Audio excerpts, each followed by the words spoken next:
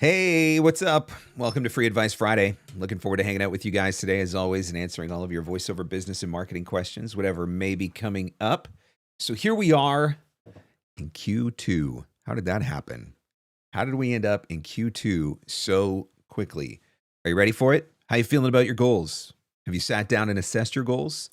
Have you thought about what you were going to accomplish this year? Did you take those big goals from the year and break them down into bite-sized pieces so that you could even analyze them in the first place? I could tell you that my big goal for the year, and I've talked about this before, was getting my new commercial demo and getting some new agents, which would hopefully then I could leverage into getting some narration opportunities. And I wanted to have the demo by the end of Q1. And I would have, but there were a couple of little things that happened along the way. I got sick and had to postpone the recording of the demo, and then we went back and tweaked a spot on the demo. But the demo is now out. It is now live. I posted it yesterday on LinkedIn. I am absolutely loving it, feeling really good about it. And so that was the first part of my big goal for the year. So now my Q2 goal is to work on getting some new representation. And so that begins today. But I hope that you guys are taking some time to think about, what are my goals for the year? What do those look like? Track your progress. Am I where I want to be? Am I accomplishing the things that I want to accomplish? Because we are now in the second quarter of 2026, which is crazy. Something else I wanted to talk to you about. Well, I'm waiting for you guys to jump into the live stream, get your questions put in. This has come up a few times in coaching sessions, and it actually came up in a coaching session that I had earlier today as well. I am a big fan of massive action as prescribed by Tony Robbins. Tony Robbins is always talking about massive action, but I think sometimes we mistake massive action, or I think it's easy to mistake massive action. Now, sometimes massive action is just doing something really big, doing something in a really big way. But sometimes massive action is about doing that big thing a little bit at a time.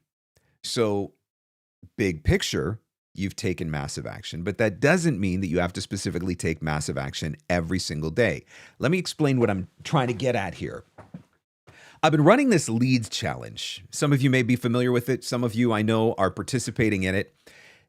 The end goal of this leads challenge is that everybody's going to have 100 leads by the time that we are done. And it's a 15-day challenge, 15 days to get 100 leads into your CRM. That 100 leads can be a form of massive action, but nobody's asking you to go out and get 100 leads all at one time. What I'm trying to get you to do is 10 leads every day, which is easy enough. If you have a system in place, if you've got some really great resources that you can lean into, I think that you can get these 10 new leads in, maybe half an hour every day. Some days maybe it takes a little more, some days it takes a little bit less. But the point is, nobody's saying, I want you to go out and get 100 leads all at one time. What we're saying is 10 a day. Do 10 a day. Do that consistently. By the time you're done, you've got 100 leads in your database, right? If you do 10 leads a day, 5 days a week, that's 50 leads a week. And if there's 4 weeks in a month, that's 200 leads in a month. And if you continue to do that throughout the year, you've got a pretty decent chunk of leads built up for yourself by the end of the year. That is massive action that's being taken in small incremental steps. And the greater point here is that sometimes I think that we feel like if we're not doing big things, then it's not even worth it. If I can't go out and send 50 emails, then what is the point? Can you send 5? Can you send 2? Can you send 2 leads or 2 emails a day for the next 5 days? That's 10. And then maybe the following week, maybe you move it up to 5. Maybe the following week, maybe you get up to 8. Maybe the following week, you get up to 10. But if you do it consistently over time, you are taking massive action. Don't talk yourself out of it just because you can't do it all at once. And that's what I see so many voice actors doing. They're talking themselves out of any action because they feel like if I can't do it all now, then what is the point?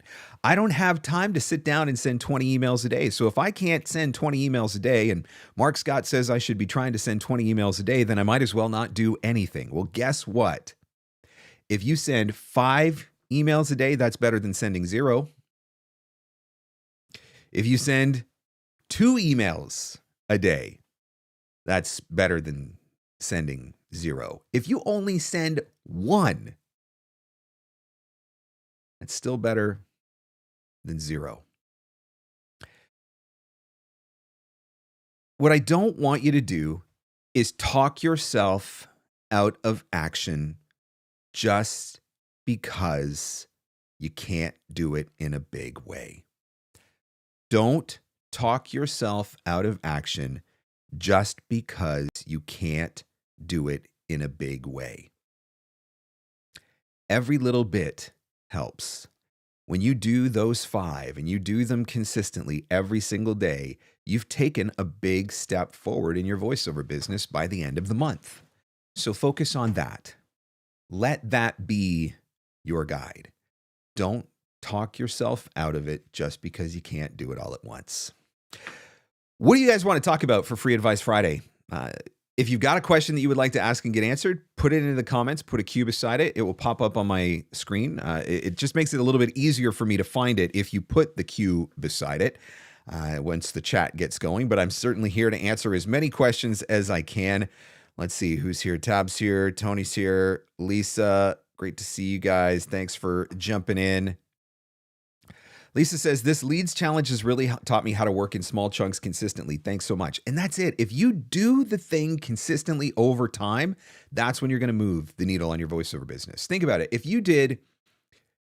I told you to do 50 LinkedIn connections right now, you'd feel really overwhelmed. But if I told you to do 5, that's doable, right? If I told you to send 50 emails, you'd be like, oh, I can't send 50 emails. But if I told you to do 5, that's doable.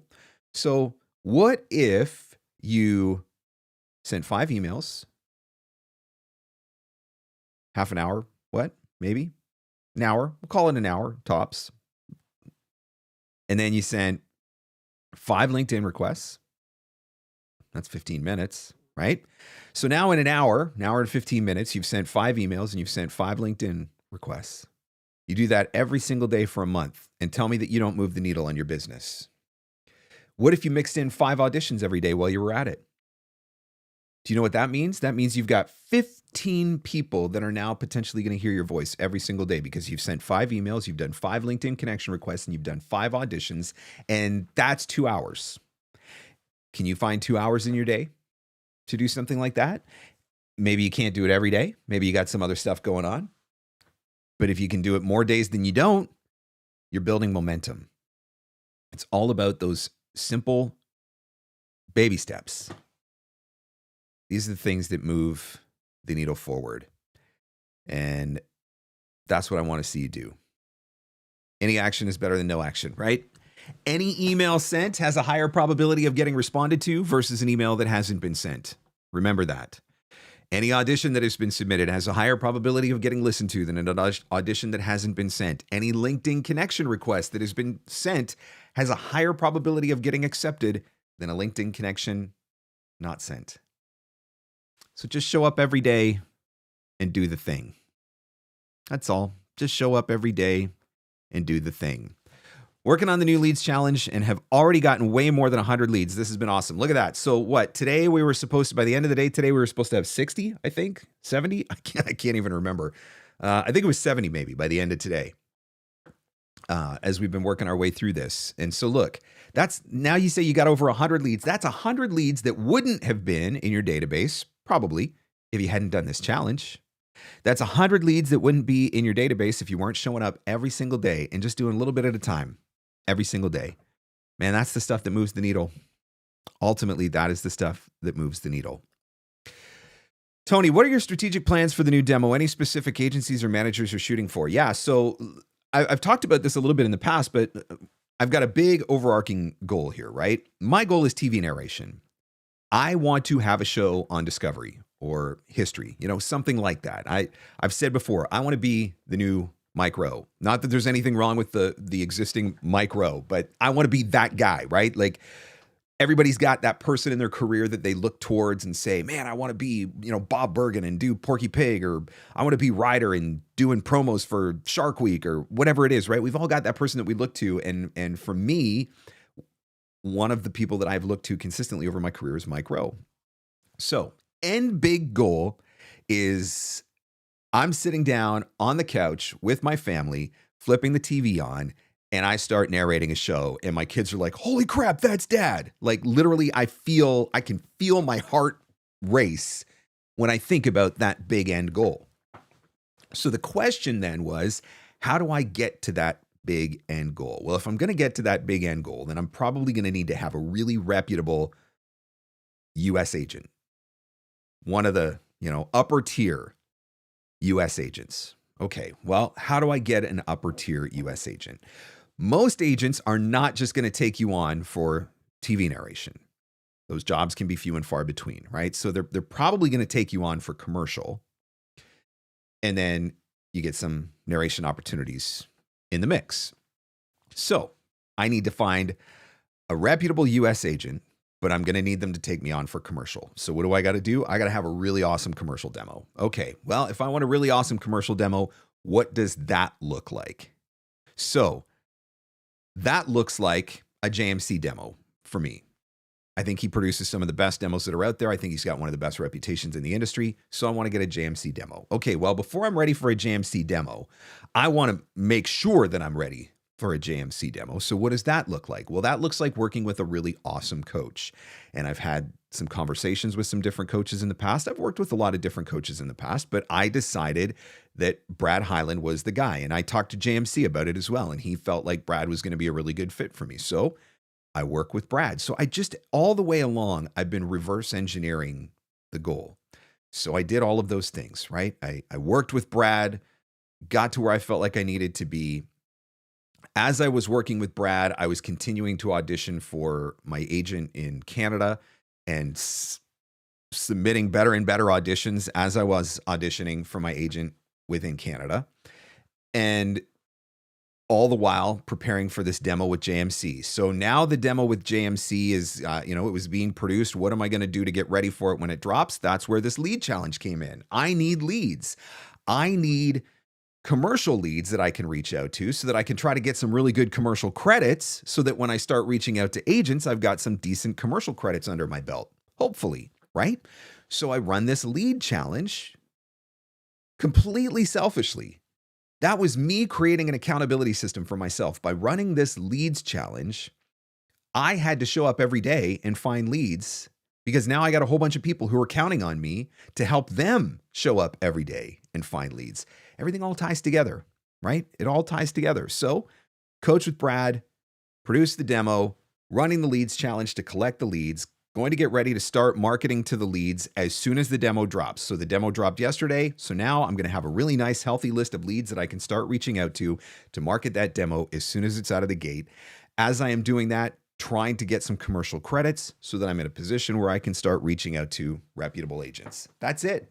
That's it. It's not been rocket science. It's not been complicated. It was literally just reverse engineering the goal. So that's what I've been working on.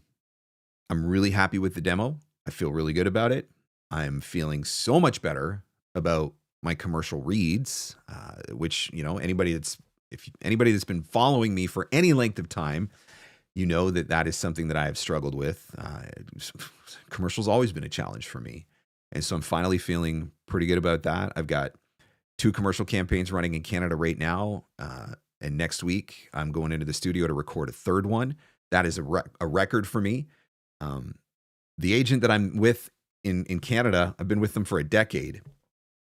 I don't think that there has ever been a point since they started representing me that I've had 3 bookings with them in a year, let alone 3 commercial bookings running simultaneously and booked within about a 6-week span. So I feel really good right now. So now it's riding the momentum, right? It's riding the momentum, continuing to do the thing. What are the biggest difference-making tools you use regularly, daily basis for business, apps, sites, etc.? Just curious. Apollo, I would say, Apollo.io has been huge for me. I was a big user of Rocket Reach and Hunter for a really long time for finding email addresses, and I still keep those tools in my toolbox and I still use them periodically.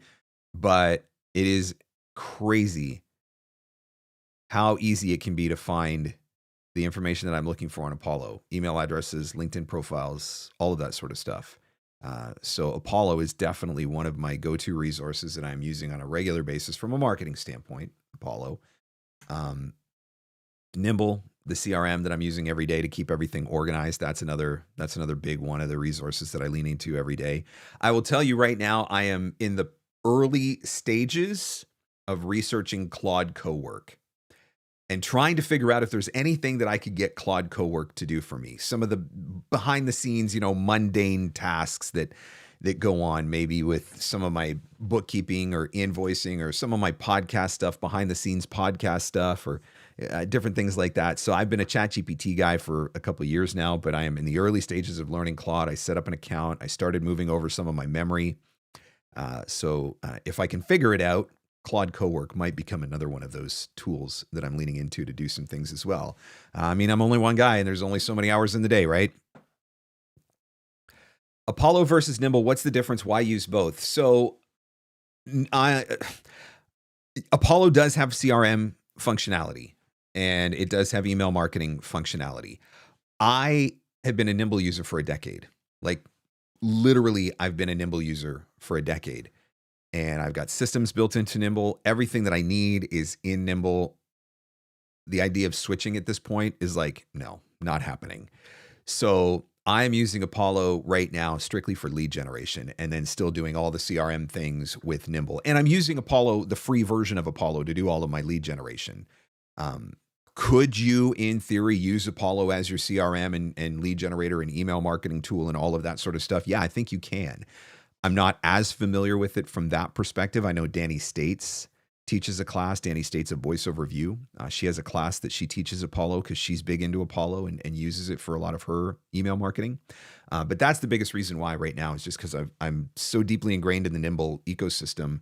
I just don't want to have to move everything and set up all new systems and build all new sequences and all of that sort of stuff. So Apollo gets me my lead generation and Nimble does all the rest.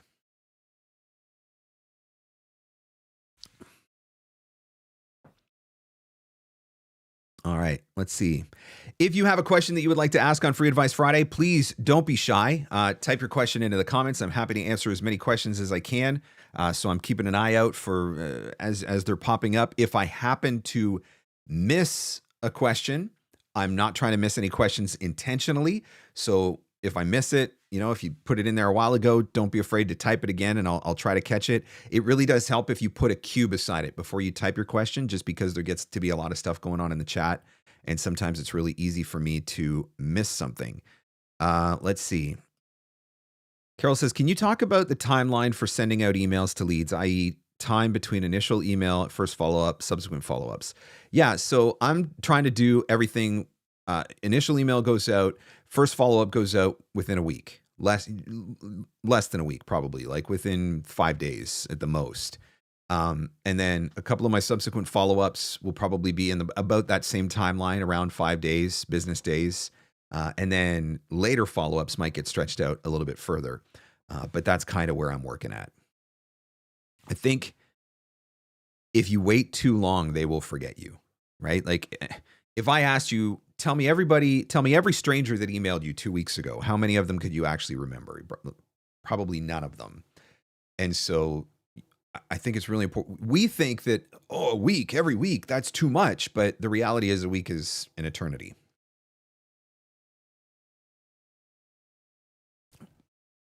All right, let's see.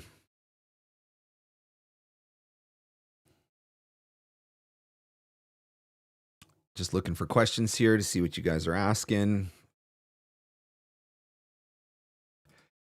Tony says, that's awesome. I love how the simple breakdown of it all makes the task come together and line up. Simple, but not easy. I'm sure you'll get there. I think if you don't do that, if I just sat down and was like, I want to show on discovery, and I didn't, and I just focused on that. I want to show on discovery. And I didn't actually think about what that would look like to get there. I think that's where you start to feel overwhelmed and you feel like it's impossible.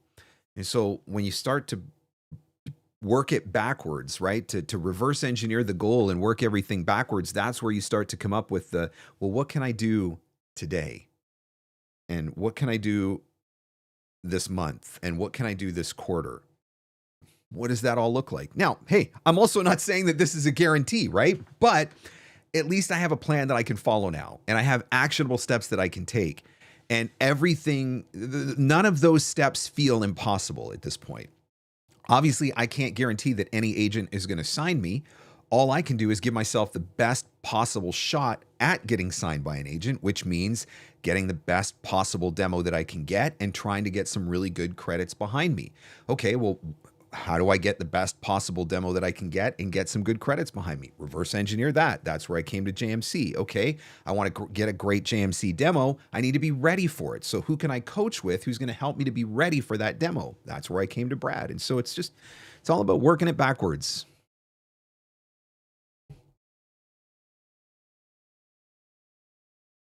Claude Cowork, I haven't heard of this. What is it? I'm more familiar with Gemini. So Claude is another one of the LLMs. It's by Anthropic. So just like ChatGPT, it's just a large language model. You can type questions and get answers and all of that sort of stuff. But they recently came out with what they call Claude Cowork, where there's connections that you can make to different apps, and you can actually set the AI off to do things for you. Tasks that you might otherwise have to do yourself.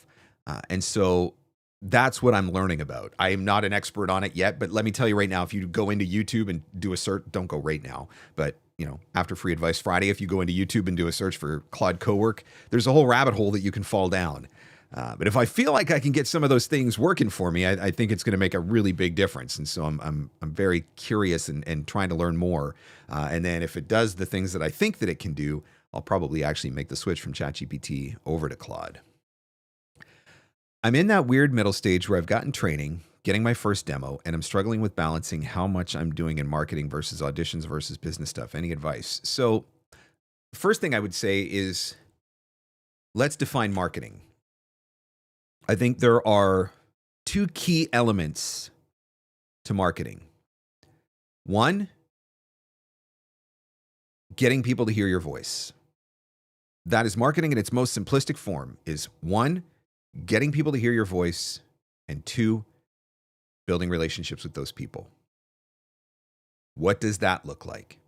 That can look like a lot of things. That can look like email. That can look like LinkedIn. It can look like Instagram or TikTok. It can look like in-person networking. It can look like going to conferences. It can look like cold calling. It can look like agents. It can look like casting sites, pay-to-play sites. It can look like a lot of different things.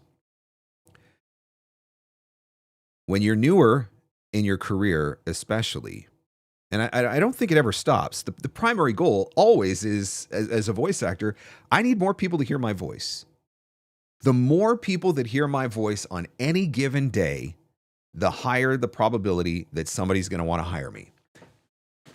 I think when you're newer, it's easier to do that at an even larger scale because of the fact you don't have as many other things to do. And what I mean by that is you don't have a big long list of clients that are coming after you. You may not have a whole bunch of agent auditions at this point, right? Like a big part of my day is taking care of some of those essential things, jobs for clients, working on my coaching business, doing the auditions for agents and things that have to be prioritized. I don't have as much time every day for marketing like I did when I was in the early stages of my career. In the early stages of my career, I had nothing else going on, so all I was doing was marketing. So really, at its most basic level, the question that you need to be asking yourself is, how can I get as many people as possible to hear my voice on any given day? Every time you audition, somebody is hearing your voice. Every time you direct somebody to your website to listen to your demos, they're hearing your voice. Every time you reach out to a potential new client, a new lead via email marketing, you're inviting them to listen to your voice. Through the content that you create and post on social media, LinkedIn, TikTok, Instagram, whatever you're using, you're potentially giving people the opportunity to hear your voice. Get them to hear your voice, and then try to build a relationship with them. That's marketing.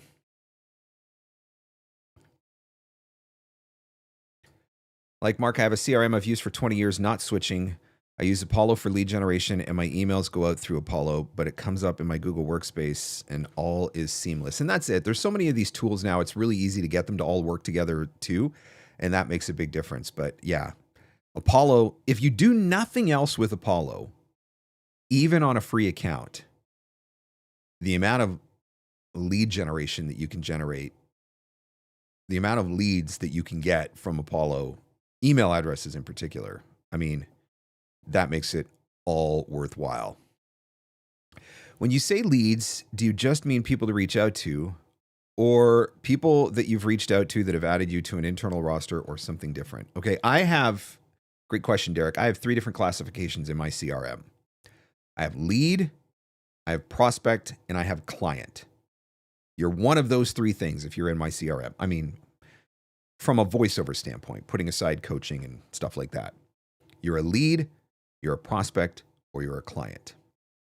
A lead is either somebody that I have not yet reached out to, or somebody that I have reached out to, but I have not had an interaction with. I've emailed them, but they haven't responded. A prospect, for me, is somebody that I have connected with who has expressed an interest in continuing the relationship in some way. We love your stuff. Your demos sound great. We'll add you to our roster. We'll keep you in mind, whatever. Some sort of positive response. At that point, I classify them as a prospect and I treat them differently in my CRM. And then a client, speaks for itself. But if you're in my CRM, you're one of those 3 things. Do you have a manager? Why or why not? I do not have a manager because I'm a control freak. I would like to say that I have a better answer to that question, but nope, that's probably the answer to that question. I do not have a manager because I'm a control freak. Because I've never had a voiceover business where I've needed it either. Could that change in the future? Sure, maybe. For now, I can do it all myself. Because I'm a Virgo, so I'm a perfectionist and a control freak. That's why. How do you follow up with casting directors to get on their radar or roster that don't respond and you don't want to be pushy with them? I do think you have to be very careful here. I think that it is okay just to check in every once in a while because they're busy. They got a lot going on. I think, though, one of the best ways, and I know that there are people who disagree with me on this, but one of the best ways to get on their radar is to watch for them to teach classes and run workshops. There are some people who think that that is some sort of twisted pay to play. And I think that that is the entirely wrong perspective. Because I don't think that's what it is at all. I do not think that there is some sort of pact where I am not going to add you or consider you to hire you for voiceover as a casting director unless you sign up for my class or unless you do coaching with me or unless you take this workshop or whatever. That's just stupid. It's a stupid way to think. And it's not the way it works. The advantage is that you, by attending one of their classes or, doing one of their workshops or whatever, you're now starting to establish a relationship with them. I do think that we do business with people we know, like, and trust. This is something I've talked about for years. So I do think there is something to be said for establishing a relationship, not in a manipulative way where I need to do this in order for them to hire me. It's not that. But if you have an opportunity, tomorrow, I could plant my flag as a voiceover coach, a performance coach, and I could start selling classes and private coaching for commercial voiceover. It would be a stupid thing to do, but I could do it. I could do it and people would sign up and I could pretend to teach them that I know everything there is to know about commercial. Who would you rather take a commercial class from? Me or the casting director who works in the commercial space every single day, hears hundreds of auditions every single day, hears the people who are getting booked on these commercials every single day? I mean, that's a no-brainer. That's a no-brainer. That's going straight to the source. So anytime that you have an opportunity to take a class or a workshop or an X session at a conference or whatever with a casting director or a reputable agent, I think that is one of the smartest ways to get on their radar. Because let me tell you, it is in their interest to have great talent, right? Agents don't make money if they don't have great talent. Casting directors can't cast if they don't have great talent. So if you are doing a class with one of these casting directors or one of these agents and you wow them, it is in their interest to want to get to know you and have a conversation with you and possibly think about bringing you onto their roster. And so that's why I think it's a really smart, great, easy way to get on the radar. And there are so many opportunities for it. There are so many opportunities for it now.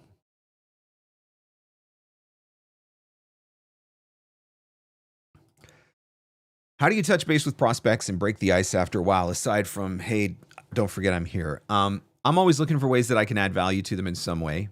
And adding value, it sounds like a very vague term and it can mean a lot of different things, but can I give them some useful information? Can I provide them with a helpful resource? Can I make them laugh or smile in some way? Can I have a conversation with them about something that I know that they are interested in or that I know that they enjoy? So looking for ways to make those types of connections. I think social media is a really great tool. Now, yes, not everybody uses social media. Not everybody posts on social media all the time.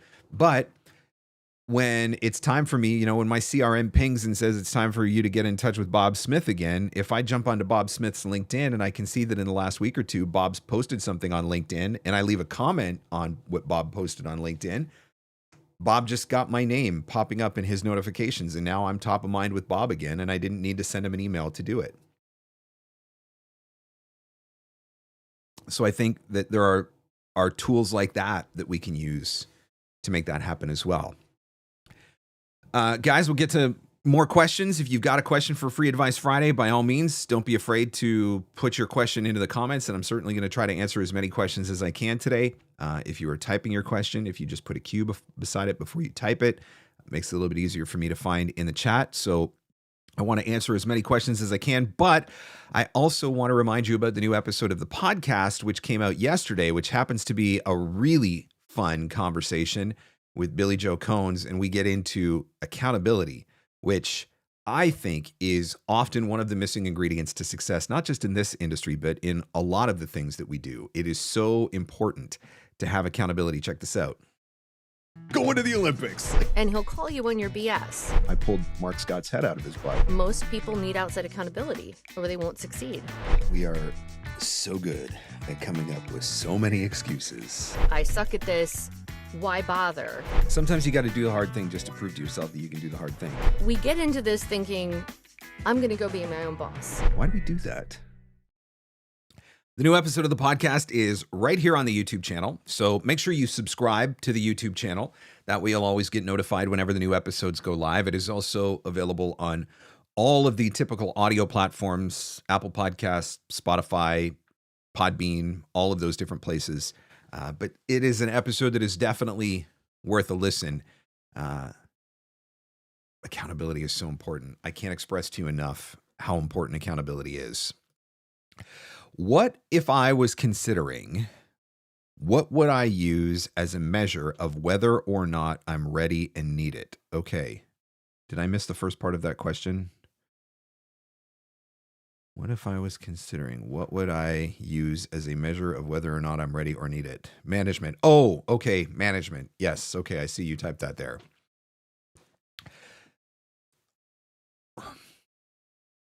This is an interesting question because there are some there is legal, official definitions of management, and then there are people who are working in the capacity of management. They use the name manager, but they're not specifically doing the things that a manager does. And so I think it can get a little bit murky. But ultimately, what a manager is supposed to do is they're supposed to guide your career, right? They're supposed to help you to guide your career, provide you with counsel, advice, make connections, introduce you. They can be there for legal issues when they arise, things of that nature. Technically speaking, managers don't provide you with auditions. Agents provide you with auditions. There are people out there, though, who classify themselves as managers or management, and they do provide you with auditions. And I'm going to say it's right or wrong. I'm just going to say you got to understand fully what you're signing up for. Some managers will take a percentage of the work that they bring you. Some management companies will take a percentage of every dime that you make, regardless of whether they have their hands on it or not. They will take a percentage of every dime that you make. And so I need to know what I'm getting. If I am giving you a percentage of my income across the board, whether you had any hand in me getting that income or not, I need to know that there is something of value for me on the other side of that. I need to know exactly what you're doing for me. And that can't just be, a periodic check-in to see how I'm doing. Like, you better be doing all of the things that you're supposed to be doing. You better be introducing me to new agents. You better be helping to establish me in the right circles, helping me to earn more, like all the things. And so I think that's part of it, is you have to decide, do I just need access to auditions? If I just need access to auditions, then you just need some more agents. Do I need somebody to help me with all of those connections and all of those introductions and help me with maybe it's book work, maybe it's legal work, whatever? Then maybe at that point you are thinking about or looking for a manager. But again, you got to make sure that you understand what that manager does. Some of them do those things and some of them don't. What do you suggest for outside accountability? In the episode that I did with Billy Joe, we talked about this. She has audaciousaccountability.com is the website that she runs. Now, in the past, she has run accountability groups, and part of the reason why I had her on the podcast was because people have talked to me about her accountability groups. There's the website, audaciousaccountability.com. She gets instant credibility with me just because her website is orange. She is not actively running a group right now. However, she does have some classes that she's teaching accountability, and she's looking at potentially getting some groups going again. But that's one of the options. There's also a group, I believe they call themselves the Voiceover Accountability Buddies. And that is a group that started small and it's grown into something much larger. And then they've broken off into smaller groups, but still also under the big group as the whole. Patrick Kirchner is one of the guys that is running that show. So that could be another option, somebody to reach out to. But there are groups that run it. I know inside a Voiceover Marketing Playbook, I know in the past that there are people who have taken Playbook who have got together and created their own accountability groups. And I think you don't need a ton of people, right? I mean, you can get away with one other person. I think 3 to 5 is really nice. I don't know that you want to get a whole lot bigger than that. I think it becomes a little bit harder to manage. But one of the points that Billy Joe and I discussed in the podcast was, if you're going to be in an accountability group of some form or fashion, whether it's an accountability group or you have an accountability buddy, you have to be prepared to hold each other accountable. And that means that somebody is going to have to be responsible for having the awkward conversations when someone's not doing the thing. Accountability doesn't work if somebody keeps falling short and you just keep making excuses for them, and patting them on the bum and telling them they're doing a good job, or I know you're trying, or whatever. You're not really creating accountability at that point. Accountability is when you sit down and say, look, you've dropped the ball here a few times. How can I help you to pick it up and get moving again? right? It's not about guilt and shame, but it is about calling it out. That's what accountability is. Accountability is calling it out. And not everybody's willing to have those conversations. But let me tell you, when you know that you have someone that you have to answer to, doing this lead challenge is the perfect example. How bad does it look on me if I don't show up to my own leads challenge?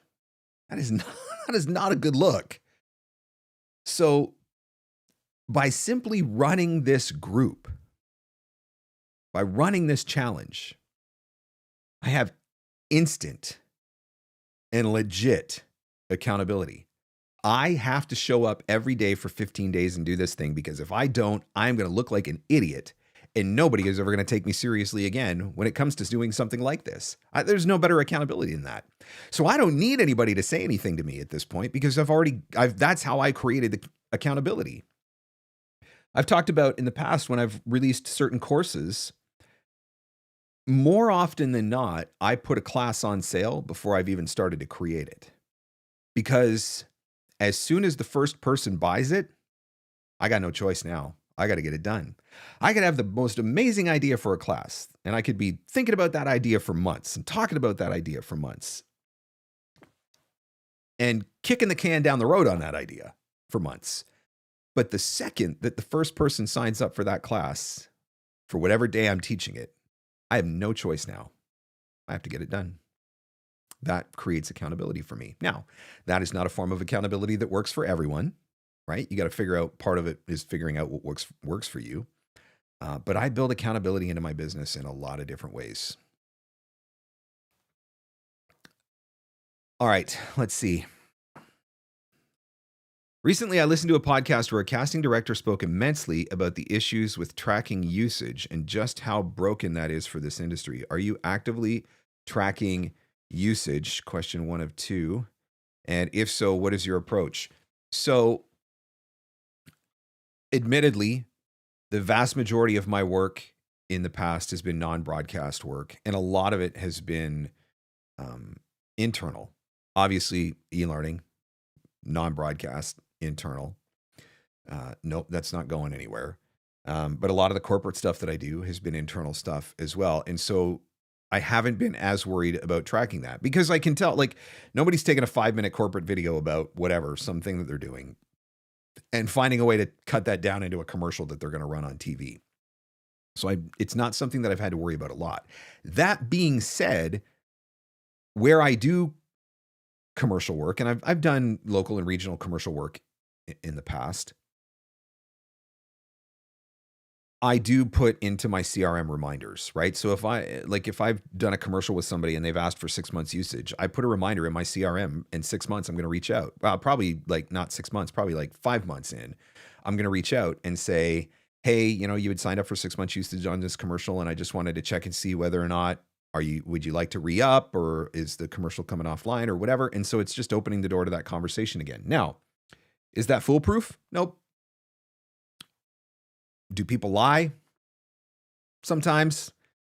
I'm not always working with the end client either, right? So the production company can say, as far as we know, the spots come offline, but they're just the production company. They don't know what the end client is doing with it. So you're right. It's not easy. I can only control what I can control. So the big thing for me is using my CRM to set reminders when it's time to check in on a spot again. And then with the bigger stuff that I'm doing through my agents, I have to count on my agents doing it. And I think they are. So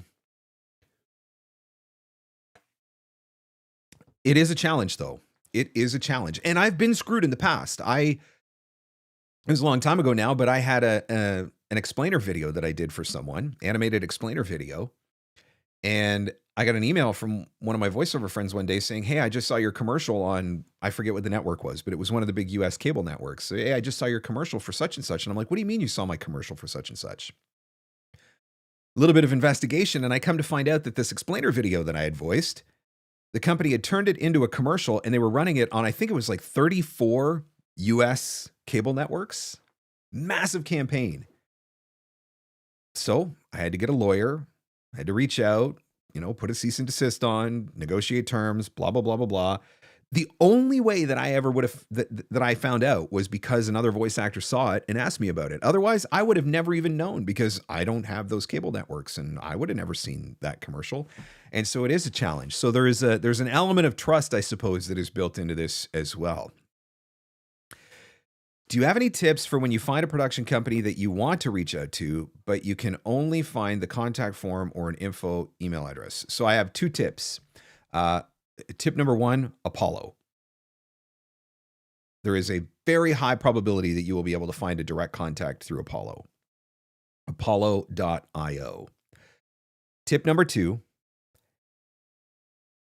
if the only form of communication that they are offering you on the whole entire World Wide Web is a contact form or an info at email address, rest assured somebody is checking it. I have landed opportunities through contact forms and info at, hello at, contact at email addresses in the past. Somebody is checking that email. The other thing that I would do if I am going to send a message to a generic inbox or through a form, use LinkedIn and at the very least try to find somebody that you can direct it to. Oh, there's Jamie, she's the creative director. So when I send the email now, I'm sending it to info at, but I'm directing it, hey, Jamie. That way, when the email lands in the inbox of whomever the gatekeeper is, the gatekeeper knows exactly who to pass it on to.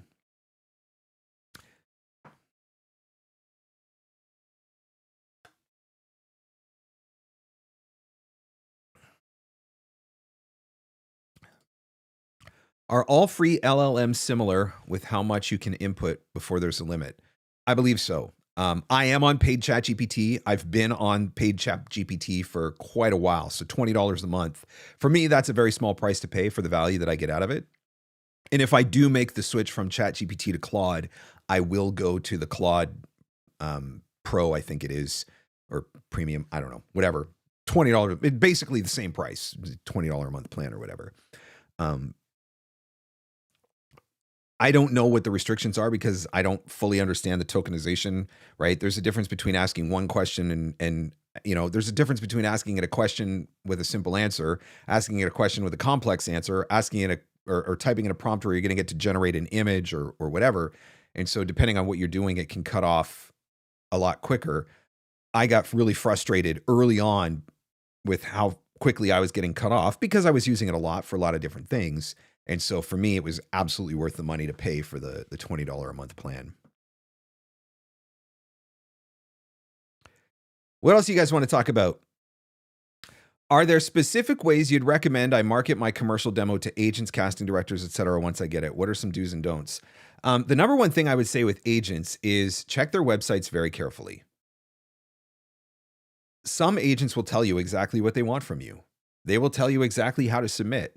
And for some of those agents, that might be the first test, your ability to follow direction. I think that agents are looking for credibility. So if you've got some reputable clients behind you, some big name brands that they would recognize, or if you've done some commercial campaigns in the past, I think agents are looking for credibility, and those types of clients can give you credibility. So that is something that I would be thinking about as well. I also think that if you do a little bit of research, you can figure out, does this agent already have 75 people who sound exactly like me? Or can I fill a particular niche or hole or void in this agent's roster? And I don't think there's anything wrong with mentioning that or pointing it out. Look, I am a whatever, English-speaking middle-aged guy, but I do an amazing, totally credible Polish accent, whatever it is. You know what I'm saying? If you fill a niche, I think it's worth pointing out. I also think that in most cases, not all, but in most cases, having a referral makes a big difference.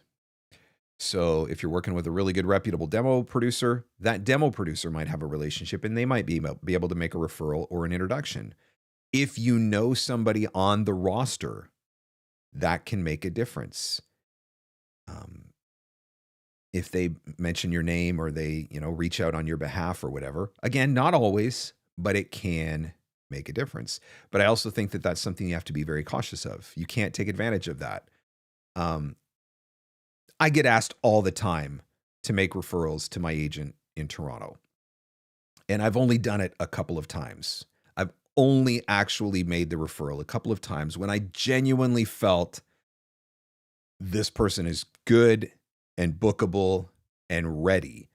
And so on those couple times when I have made that referral, that's carried a lot of weight with my agent because of the fact that I'm not making referrals all the time.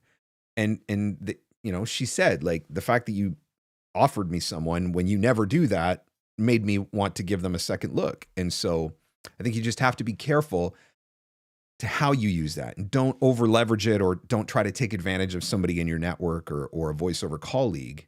You've got to be ready. You've got to be ready to play the game. That's a big part of it too. Would you reach out to political agencies if you don't have a political demo? Probably not. I think they're looking for something specific. I do think that a political demo is very different from a typical commercial demo. And I think there are certain things that they're going to be looking for. And I think there are enough voice actors out there with political demos that they probably don't. I'm not going to say that they don't need the ones that don't have it. It's just that it makes it that much harder for them to vet you. So I could be totally wrong on this, but I would not if I did not have the demo, which, by the way, I don't have the demo.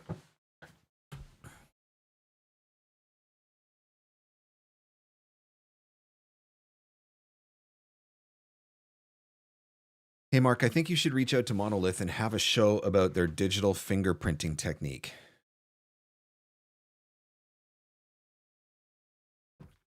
Are they like in the CIA?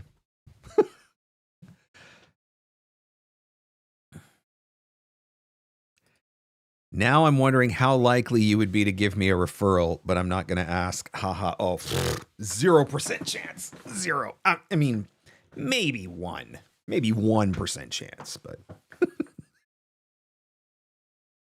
All right. If I missed your question, I apologize. I am definitely not trying to miss any questions.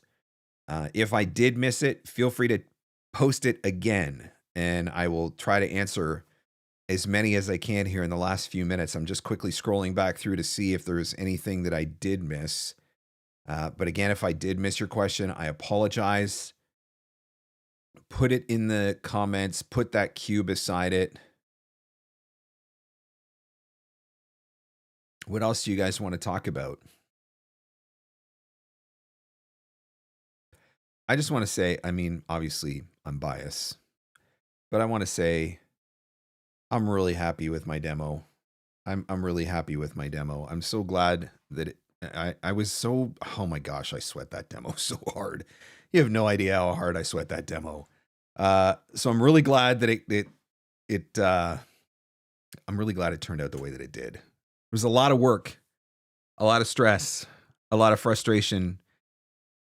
God bless Brad Highland and how patient he was with me to get that demo done. It is available if you want to go onto my LinkedIn. You can listen to it. I wonder if I can drag it into this. Hey, let me see if I can do this. I'm going to add it right now. Play. Here, let's see. Siri pretty much runs our house. Keeps us organized. Keeps these small creatures entertained. And that one. And makes sure we never run out of... It's my turn? Hey Siri, want to change a diaper? That's a hard pass. Paul's password is password123. Again. Use 1Password. Strong passwords, simple management. 1Password protected 1.3 billion accounts last year. Simplest, smartest, securest. Don't be like Paul. Health and wellness isn't a destination. It's a journey that just keeps moving. Patagonia. Just keep moving. Some guys have a toolbox just in case. Some guys have tools. DeWalt. For the guys with tools. Get 20% off for a limited time at DeWalt.com. I get it. Some people like to try new drinks. Mix things up. Now, personally, I don't understand these people at all. Seems like a lot of unnecessary effort. Just give me my Dr. Pepper. No spin. Just news and market insights that keep you informed. The Wall Street Journal, telling it like it is since 1889.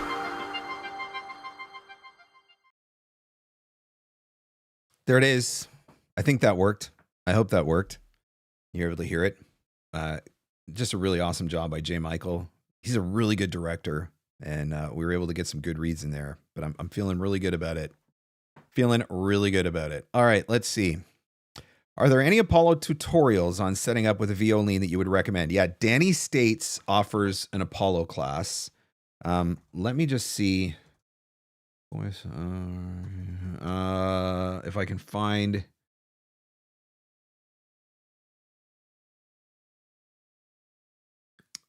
Let me see if I can find it.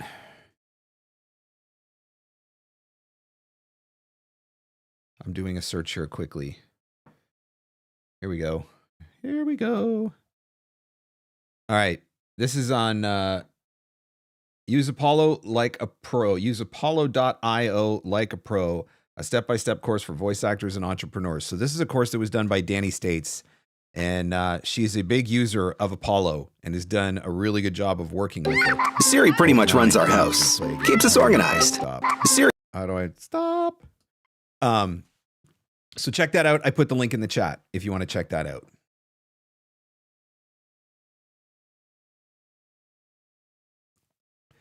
Who did the previous demo? My last demo was produced by Uncle Roy. It was nominated for a Voice Arts Award at the time that we did it. It was just old. That's all. It was just, I probably should have refreshed it about 4 years ago, but I wasn't really doing a lot of work in commercial. I had a lot of excuses for why I wasn't refreshing it. But, you know, everything happens for a reason. And when the timing is right, the timing is right. And I guess the timing just wasn't right until now. New goals, right? New goals shifts the alignment in the priorities. So here we go. I was a little bit bummed. I was going to submit this one for the Voice Arts Awards, but apparently you can only submit stuff from 2025. So I can't submit it. No, did I say one Voice Awards? One Voice Awards. I don't know if I misspoke there, but anyway, was going to submit it for that. Can't. So a little bit bummed about that, but still very proud of it. How do you handle your agents? I could be wrong. I think the course you mentioned that you don't keep them on Nimble. Right now, I'm only actively working with one agent. I have two. I haven't heard anything from the one in a while. And then one of the other ones that I was working with actually shuttered their business. I am not doing anything other than submitting auditions. I don't market to my agents or follow up with my agents or anything like that. Unless I have a specific question I want to ask them or whatever. But by and large, that it's just submitting. I'm submitting, and I try to submit quick. Sometimes I'll get agent stuff, and it'll be, you know, I've got a couple of auditions that came in this morning, and you know the submission deadlines are like Monday morning or Tuesday morning or something like that. Like I will get them done this afternoon. I always try to submit fast. I don't know if that makes a difference or not, but at least it shows that I'm eager, right? And I'm committed. But yeah, I don't really do a whole lot of active marketing with my current agents other than just trying to be really easy to work with and doing a good job for them.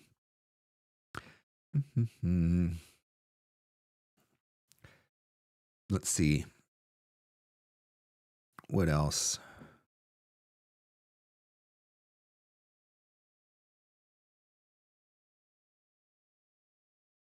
Nice demo. Did you run it by your coach? Yeah, actually, Brad Hyland worked with me on it. And then when J. Michael and I came up, got the spots, when we agreed on the final spots, the final scripts, I had saved one of my coaching sessions with Brad to actually work through the scripts that were going to be on the demo.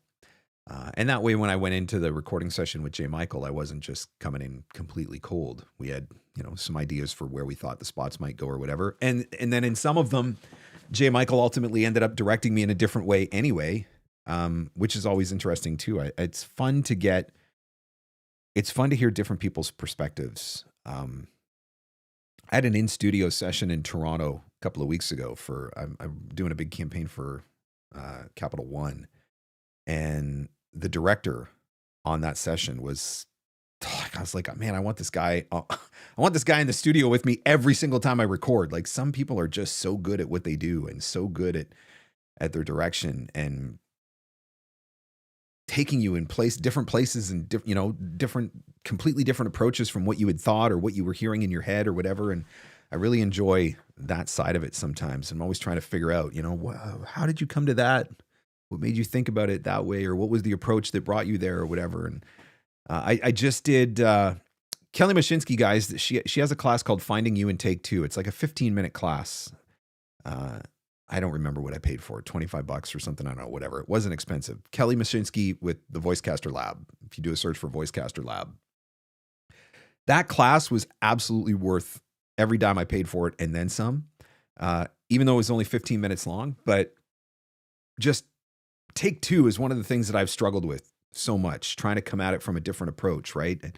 And getting some of her insights into that. Kelly's a casting director. Did a podcast with her. Look it up, by the way. It's on the channel. But that class alone was worth it, just to help me expand my commercial horizons, so to speak. All right, guys, I got to jump out. I got some stuff I got to get done this afternoon, but thank you as always for showing up for Free Advice Friday, for asking all of your questions. I really do appreciate it.